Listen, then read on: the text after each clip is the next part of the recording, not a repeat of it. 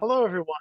As the final part of today's webinar, I want to talk to you about the importance of practice in developing relational leadership skills. John Maxwell, who Inc. magazine called the #1 leadership and management expert in the world, once said this about leadership. He said, "Leadership is influence, nothing more, nothing less. Leadership is influence, nothing more, nothing less." There are two main sides of leadership. There's the tactical side, and then there's the relational side. And I want to focus on the relational side, and I want to start by asking you three questions. Are you good at relational leadership? Do you want to be? What are you doing to improve?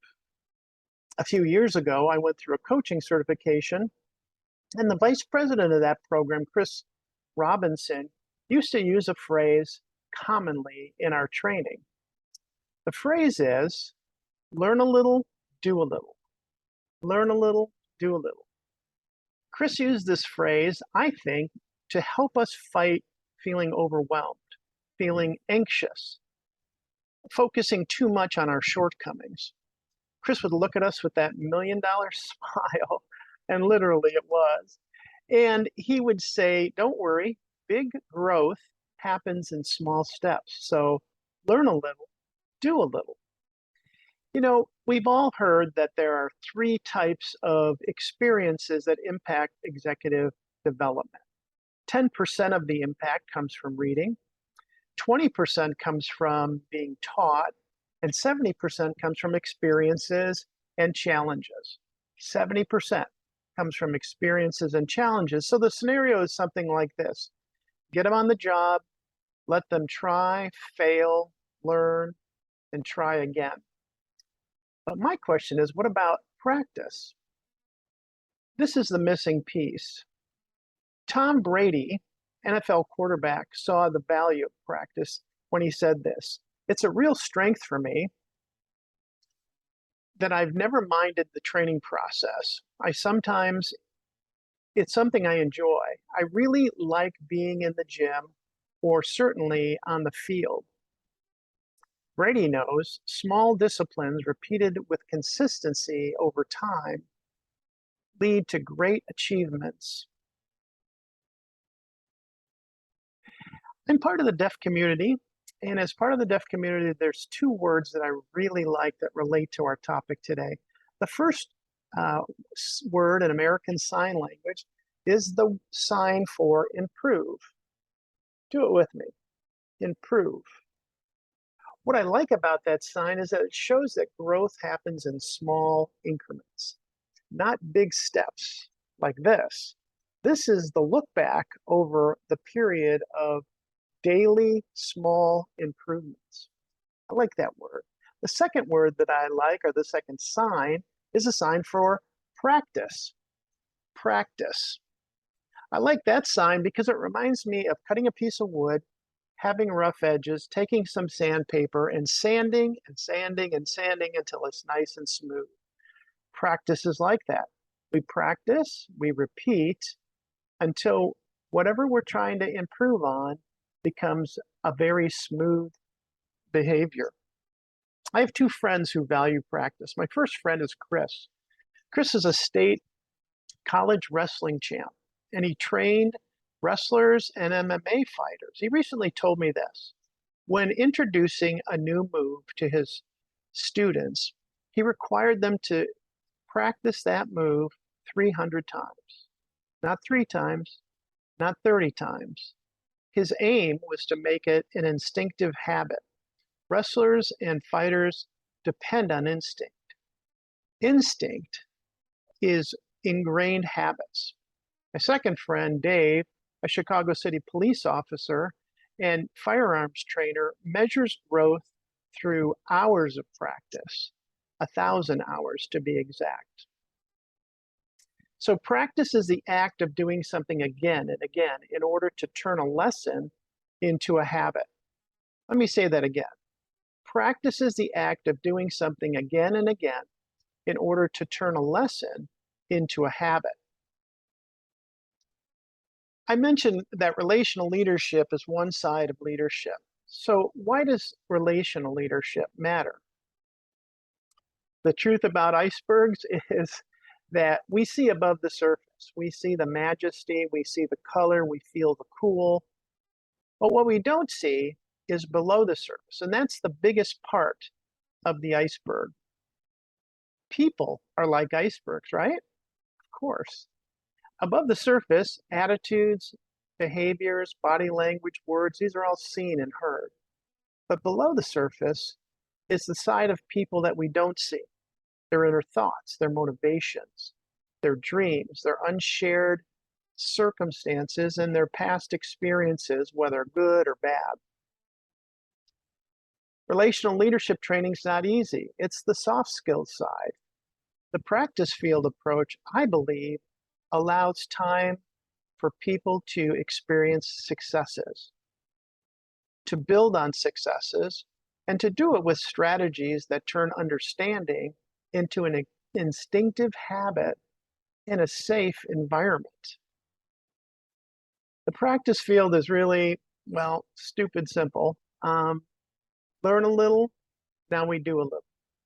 So we take, after a period of instruction, we take 20, 30 minutes to practice using a worksheet, using some skill building or flashcards or a job aid. Here's an example of the topic, expressing faith in others, a relational skill. Expressing faith in others. Start with the learn a little. Why? Why is this important? 4 facts about most people. Most people don't have faith in themselves. Most people don't have someone who has faith in them. Most people can tell when someone has faith in them, and most people will do anything to live up to the faith that you have in. Someone once said, it's good when people have faith in their leader. It's great when their leader has faith in people, in their people. So context for, behind the why of expressing faith in others. Why would you do it, or when would you do it? 3 ideas. During an annual review process, you might express faith in someone. After a person has failed, or to challenge them to take some growth risk. So the practice field. So what do? I challenge students or participants to pick a person they want to express faith in, and then on a piece of paper, write answers to the acrostic believe in them, and express why you believe in them. Write out and emphasize their strengths, list those. List their past successes, instill confidence after they fail. Share a failure, ask what they've learned, discuss steps to improve, experience wins with them. Visualize their future success and share why. Share what you see. Expect a higher level. Challenge them with something new. So recently I did this. I pulled out my little Believe worksheet. I sat down and I wrote out answers to all these questions for a friend of mine named Jason. Jason had lots going on in his personal life, and then I invited him to sit down with me at a coffee shop, and I awkwardly pull out my piece of paper and I said, Jason, I have some things I want to tell you, thoughts that I think about you. And I asked him not to interrupt. And I shared my thoughts. I went through the acrostic. Later that day, I received a text from Jason. It was really uplifting meeting with you. I'm still very humbled. The things that you expressed to me about how you see me humbled me beyond words. I am blessed and grateful that you see these things about me. I want to say thank you for what you said, and they actually lifted me up and galvanized in me my quest to become a better man. Well, I don't know about you, but that exercise was worth every second of preparation. And honestly, this is a habit that I want to develop. So the practice field. Use the practice field to develop relational leadership habits. It's not easy. Um, it's hard to, it's easy to learn, but it's harder to do. So I strongly encourage you in your training, work hard to set up practice times, use practice worksheets, use skill building cards. Practice exercises allow a person to turn learning into habits, right?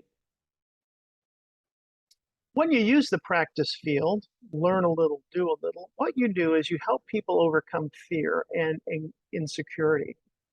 You obviously help them practice new habits, and you do it in a safe environment. And I want to encourage you, remember the signs: improve and practice. I think this helps people to see that they're not going to make big leaps at the beginning, nor should they expect themselves to. As trainers and coaches, you are dispensers of hope. We know that growth happens in small steps. It's a result of practice. Practice is an investment. It compounds over time. Thanks for your time today.